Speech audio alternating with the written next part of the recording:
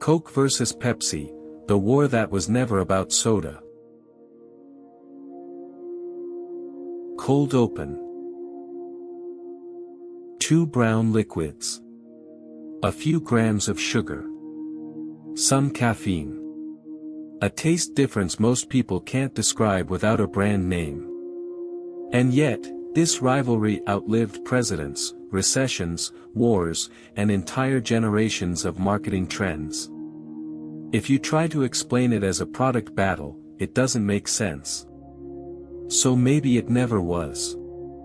Maybe the real fight was always over something quieter. Who gets to live inside your habits? And who gets displaced without you noticing? Fragment I, the mirror. Coke and Pepsi don't compete like enemies. They compete like mirrors. Each brand exists partly to define what the other is not. Coke becomes original. Pepsi becomes next. The rivalry doesn't just sell drinks. It sells identity. And identity is stronger than taste. Fragment 2, the distribution religion. If you strip away the ads, the celebrities, the slogans, you find a belief system. Distribution is destiny. One brand doesn't need you to love it. It needs you to encounter it, everywhere, without effort. Restaurants. Stadiums. Vending machines. Convenience stores. Not persuasion.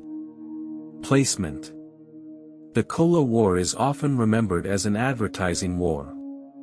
But ads are the visible part. Distribution is the part that makes ads feel true. Fragment 3, the taste test trap. Pepsi understood something early. A sip is not a lifestyle. In the 1970s, the Pepsi Challenge made a simple argument. People prefer Pepsi in blind taste tests. Wikipedia.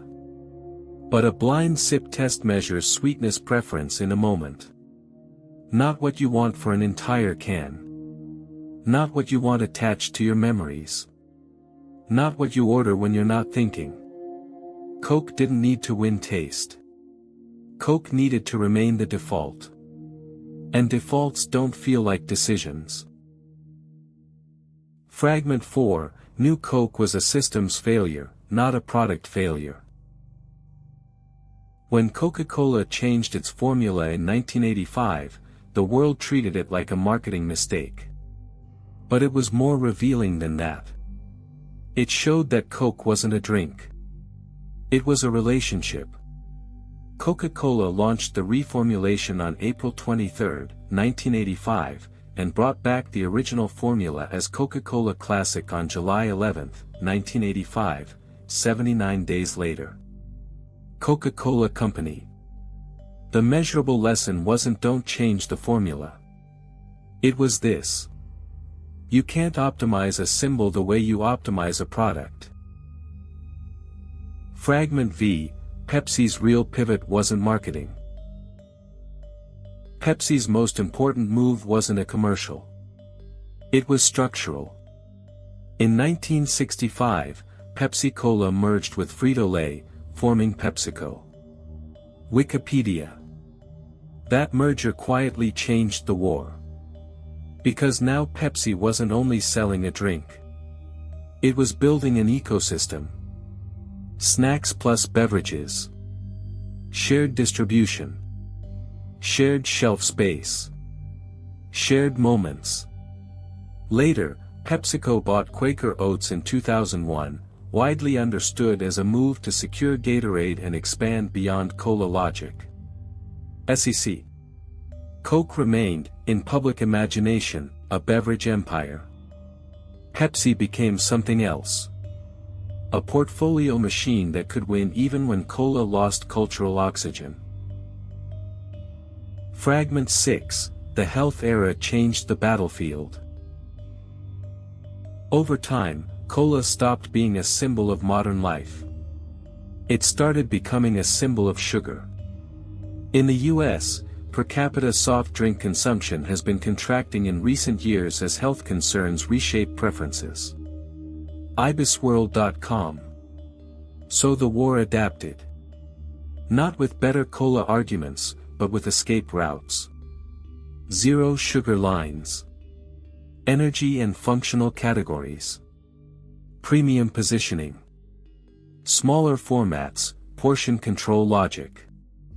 Even in early 2026 reporting, PepsiCo explicitly framed its strategy around affordability pressure and shifting consumption patterns, including the way GLP-1 drugs can reduce snack demand. Reuters. This isn't a moral story about health. It's a systems story about incentives. When the environment changes, brands don't debate reality. They reroute around it. Fragment 7, price cuts are not a weakness. They're a signal. In February 2026, PepsiCo said it would cut suggested retail prices on major snack brands by up to 15% after consumer pushback on earlier price increases. Reuters. That's not just a pricing decision. It's a signal that even the strongest consumer empires can feel demand elasticities tightening. When households feel stretched, loyalty becomes negotiable. And when loyalty becomes negotiable, the system must compensate, fast. Fragment 8, Coca-Cola's Quiet Shift, 2025-2026. Coca-Cola's recent signals are quieter, but they point the same direction. Move toward what people still reach for. Reuters reported Coca-Cola will discontinue frozen products, including the Minute Maid frozen line, in the US and Canada by Q1 2026, citing changing preferences and focusing on areas like zero sugar and premium categories. Reuters.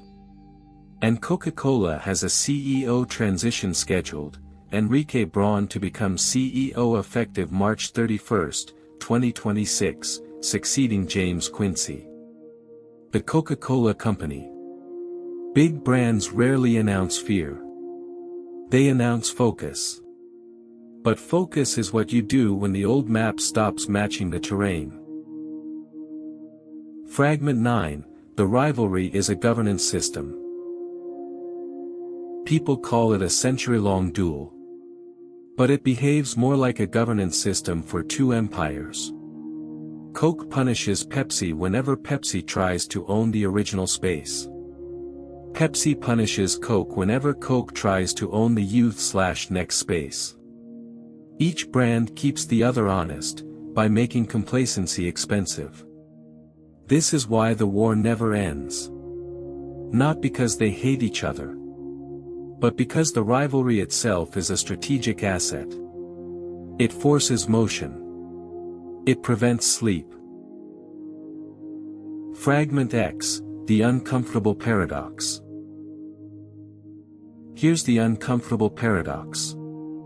The more these brands scale, the less the product matters. And the more the system matters. Taste becomes interchangeable. Formulas become adjustable. Slogans come and go. What remains is distribution, portfolio design, pricing power, and habit architecture. Which means the real question was never, which one tastes better? The real question was, which system adapts faster without breaking its identity? Closing. Coke and Pepsi look like a battle of products. But products are the masks. Underneath is a war over default behaviors. Shelf physics. And the narratives people use to describe themselves. Most rivalries end when one side wins. This one survives because winning was never the point. The point was staying unavoidable. In a world where attention moves on, even when thirst doesn't.